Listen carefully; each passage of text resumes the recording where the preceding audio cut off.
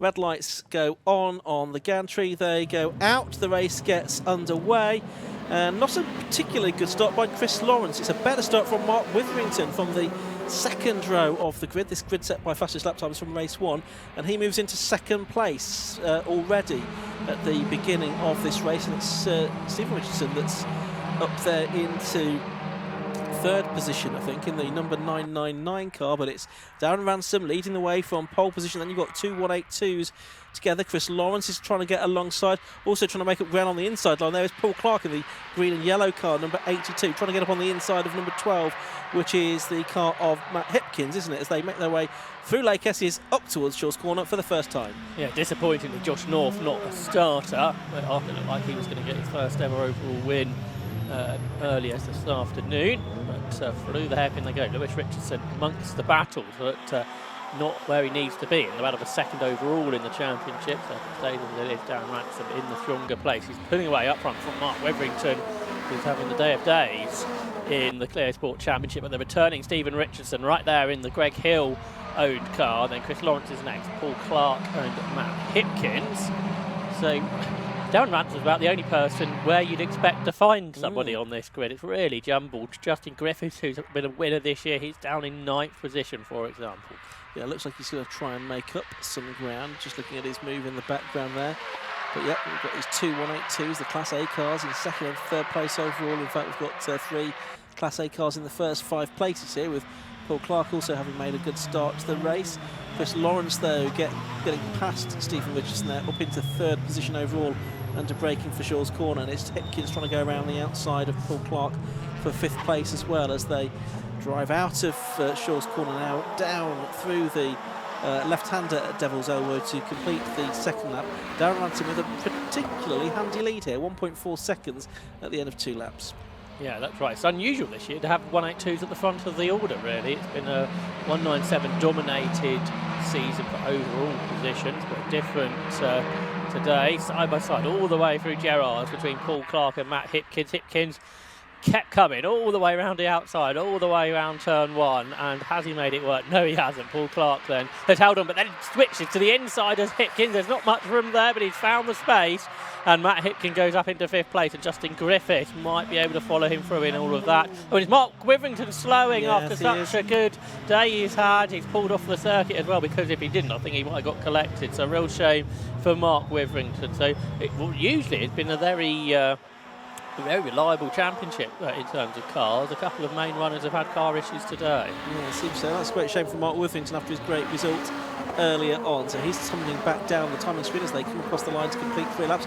Darren Ransom's lead now north of 2 seconds over Chris Lawrence in second. He's moved up now. Stephen Richardson in third, and now we've only got 1 of the 182s in the first 5 places. Richardson on his own there. Paul Clark is back in 6th place. There he is, just coming into shot now, ahead of Lewis Richardson, Stephen Sun in 7th, Joe DePrato 8th, and Taylor Norton in 9th. So these are having a little scrap for 6th, 7th, 8th and 9th places overall, effectively. With Chris Page, of course, who had that problem with his bumper dragging in lap 1. He's had that fixed back on for race 2, it would seem. Up to Shaw's Corner they go, and that's Page trying to go around the outside of Taylor Norton for 9th position there. Couldn't make that work, but might get a good cut back on the exit of the corner, trying to draw back alongside him on the exit of the hairpin, but can't get an overlap as they go through Devil's Elbow. Yeah, Page trying to progress, because he is contesting 2nd in Class A for the championship with Joey DePrato, who's just 2 places ahead of him. DePrato with the advantage in the point standings coming into the weekend. Teammate at Autotech Motorsport between himself and Page at this stage, which is Taylor Norton. DePrato, one of the youngest drivers on the grid at 20. Started racing last year in an Enduro car. He's had a pretty good season. He's been on the podium and been a winner in Class A lifetime out at Brands Hatch. He stays ahead of this little battle. Now Stephen Richardson, the lone Class A car at the front now, has been caught by Matt Hipkins and Justin Griffiths. Yeah, Griffiths, who was back up to 5th now, is back at the back end of the top 10 in the very early part of the race. He's done the best lap of the race as well, 55.203. Did that on the previous lap. That's come through to complete another lap now. Ransom's lead is still hovering around about 2 point something seconds. Because now Chris Lawrence has done the best lap of the race, 54.988, 12 thousandths faster than Ransom on that lap. Also did a personal best. Richardson third, Hipkins fourth, Griffiths fifth and Clark sixth. It's 30.56, treble 9, 12.55 and 82 if you want the numbers, as they make their way out of Gerrard's Bend onto the Stubby Straight on lap number 6. Big challenge here from Taylor Norton as a look to the inside of his teammate De Prato, but size against going through for now. He could have equally been defending from Chris Page, couldn't he? Out of a third then between Stephen Richardson on his return to racing this weekend against Matt Hipkins, who's going well here. Hipkins has had a podium which came at Alton Park, I think, but hasn't been there since. And then you've got Justin Griffiths, who started the season pretty well. The second half of the year hasn't quite gone to plan. He was a winner at the season opener at Croft. Now the lead gap's coming down, 1.6 seconds between Ransom and Lawrence. Yeah, it is again. Well, both a bit slower that time, and a better lap for Lawrence, obviously. Witherington's back up to speed. He is. Where is he running? He's 14th. So, but that's only 14 seconds off the lead. So close is the battle.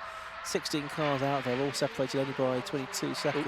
Bit of damage on the back of De Prato's car, and Page is ahead of Norton. So the two drivers battling the second in Class A are together, and De Prato's car a bit sideways there. I think if you look at the 55 car, I think I'm hearing that the window has fallen out on Justin Griffith's car because there's no glass or no perspex or whatever there is in the pane of the driver's side door of the 55 car. So not quite sure what's happened to that. Some defect or other, but now that's going to be affecting the airflow around the car, and that might allow Paul Clark to try and make a move on him as they go up to Gerrard's Bend. He couldn't quite do it, just looking out of our window there, so it's still Paul Clark in 6th position, but that's a different problem for Griffiths to have to contend with. You can see on the live stream there, yep, nothing in the window there of the 55 car. Meanwhile, the lead gap's down to 1.2 seconds, so Chris Lawrence continues to catch down Ransom. Matt Hipkins the third, up the inside of Stephen Richardson, who has to give him space. I'm sure Stephen would like to hand Greg Hill his car back after the day as he found it. So this could give Paul Clark the chance of the class lead. It's down the inside of Stephen Richardson, and that shows you how you can play the battles to your advantage. Paul Clark down the inside of Stephen Richardson, through he goes. And I don't think Paul Clark's been a winner before in the Clio Championship. So into the class lead he goes, which it didn't look like that would be possible at the start of the lap. It's both windows, isn't it, on the front of the 55 car of Griffiths, who now is under threat once again from Paul Clark down into the first corner of the new lap at Gerrard's Bend, and he does go through Paul Clark up into 4th place. So he now is not only leading the 182, he's got a car between himself and Stephen Richardson, who is 2nd within that class, as they're making their way out of Gerrard's Bend onto the Stubby Straight once more with 4 minutes of this race to go. Lewis Richardson's now catching his dad as well, so that's interesting. Are there going to be any team orders there? Well, there kind of needs to be if they want Lewis Richardson to try and get 2nd in the overall championship here. It's more than likely going to go down Ransom's way now. But Lewis Richardson not far away from the class lead. The E3 are still at it. I think there's been contact already in this race between De Prato and Page, and they're side by side now, battling for 2nd in the class championship as well. And Taylor Norton tries to squeeze in between them as they come out of the hairpin, but they stay in the same order as they were. In fact, with De Prato ahead in that battle for what is 8th overall, but 3rd in the class, 4th in the class rather. There was a bit of a moment there, was there not, for Justin Griffiths as he turned into Gerrard's score. Paul Clark has not had a 182 win this season. Has he had one at all? That you I don't think so. No, I don't think he has. But he's in prime position now to get his first one here, leading the Class A part of the race with just over 3 minutes to go. So pretty 4 laps to go in this race. Stephen Richardson's got to get past another car to get on terms with Paul Clark once again in this race. Making their way up towards Gerrard's towards Shaw's corner once again. And Lewis is on the tailgate more or less of his father now. Meanwhile, the battle going on between Joey De Prato and Chris Page and Taylor Norton still. They're sort of overlapping one another there, but it's Chris Page that's come out of that in best shape. He's now up into 8th position as they go on to their 11th lap of the race. I think to get 2nd in the class championship standing, he really needs to put some cars between himself and De Prato. This has been a good recovery drive from Page after the problems he had in race 1 earlier this afternoon. So Chris Page pushing on. And it's quite a story, really, the fact that he's been out there racing this year after the incident he had at Castle Combe last season. He's had a very good season. He's been on the podium several times as Chris Page and was a winner at Brands Hatch last time out within the class. Yeah, great racing here.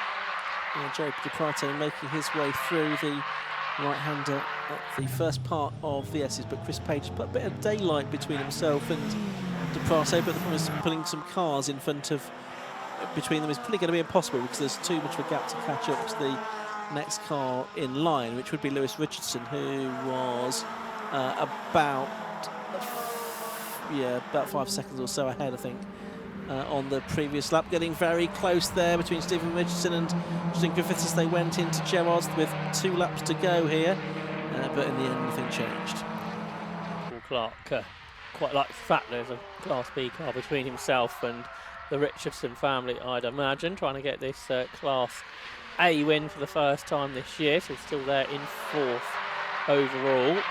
He would have got a Class win at Cadwell Park, but James Bark turned up for the first time in several years and took a clean sweep at Cadwell. Justin Griffiths round the outside into the hairpin, shuts the door on Paul Clark, and all of a sudden we got a Class A battle, and Stephen Richardson also goes round the outside of Paul Clark, who I think struggling to find a gear, and what was going to be a first class winning class in the Clio Championship turned into retirement for Paul Clark. Perhaps more than just finding a gear because he's pulled off onto the grass, hasn't he, I'm afraid, so that's a great shame for him. Oh, now is Stephen Richardson going to let Lewis through, and this brings in the 2nd position overall battle. Oh, there's the raw emotion of Paul Clark slamming the door, so frustrated, and you do kind of feel sorry for him. It's a great disappointment after being in such a good position to take his first Class A victory. I think Ransom's going to do it by about a point in about of a 2nd overall. Last lap of the race, I think. Yeah, so we've had our Piastri-Norris moment, haven't we? Between Richardson and Richardson. This makes more sense, though. It does make more sense, I have to say.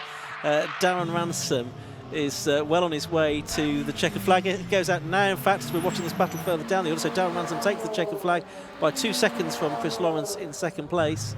Oh, well, there's coming together. That's between Dave Renshaw and who was the other car involved? Matthew Poncio, I think, has been involved. So Hipkins takes 3rd, Griffin's 4th, and it is Lewis Richardson that takes 5th, ahead of his father, Stephen Richardson 6th, Chris Page 7th, Taylor Norton 8th, Joe DiPrato 9th, and Mark Witherington gets back into the top 10 with that incident on the final lap between Renshaw and Poncio. Yeah, so that was a dramatic end, really. We had some good battles in the pack, didn't we? Especially in the 182s, and Poncio, he was certainly involved, wasn't he, till that car's damaged? Yes, so some contact, just pushing the number 11 car around, you imagine, of David Renshaw, so neither of them making it to the checkered flag. So just 12 cars making it to the end of that Clio race. That'll make it 13, I think, because Steve Croxford has just come through. But Darren Ransom taking the win then, a good end to the season for him with a double win at Mallory Park.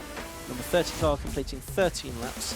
Chris Lawrence was 2nd, number 56, 2.156 seconds behind. 3rd with number 12, Matt Hipkins. 4th was 55, Justin Griffiths. Winning Class A for the 182s was number 7, Lewis Richardson, but it wasn't enough for him to take 2nd overall. 999, Stephen Richardson was 2nd.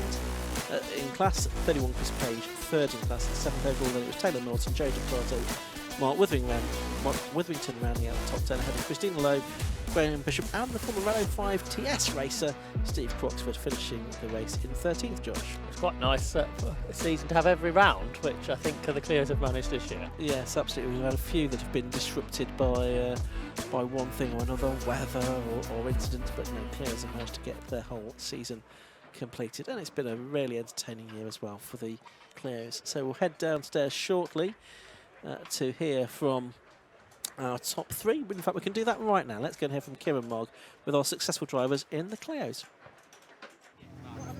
Thank you very much. We've just seen Stephen Richardson run over to Lewis Richardson to congratulate him on his class win in the older Clios. But we'll have a quick chat firstly with Darren Ransom. Darren, 2 wins from 2 today. This one a little bit more to script than the first one. Yeah, I made a little bit more easy for him. I made a better start this one. That's what I should have done in the first one. Yeah, it's good. Good. For never being here, what a mega track. It's absolutely good. Skill, just pure, raw skill. Yeah. Made me work for it, but the car's been good really all year. I can't really complain, but I'm happy with that. I'm really happy. That's my first double as well, so I'm happy to get that. I really wanted a double, but yeah, I'm good. That's good. I'm happy. Well, congratulations, obviously, on the win. Congratulations on the double, and congratulations on ending this championship like this. I think I've got second, I think. I believe so, yes. Yeah, that's what I was here for today. I obviously couldn't win. And I knew Justin, I don't think he could catch me for second. But yeah, I just had to do what I had to do. And then, yeah, hopefully the rest it's worked out. So I'm happy. Well, congratulations. Thank you very much. Cheers, thanks. Have a quick chat now with Chris Lawrence.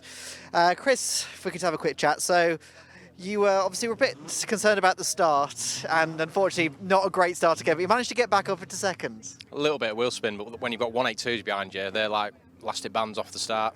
And then I got past them quicker than I thought, to be fair, but Darren didn't make one error. I was praying for an error, hence why I put the lights on, just to try and distract him a little bit. But no, he's faultless this weekend. He's done a really good job. No gear changes for me, issues that time. I just need to calm down, change gear a little bit slower, and it's the way forward. So happy to end the year on 2 seconds. Yeah, 100%. Obviously, it's been a good year, but there's next year, obviously, you and Darren once again. Yeah, that's the main thing. We've got the car underneath us again, so we can go again, and we want to win the championship. So let's start again.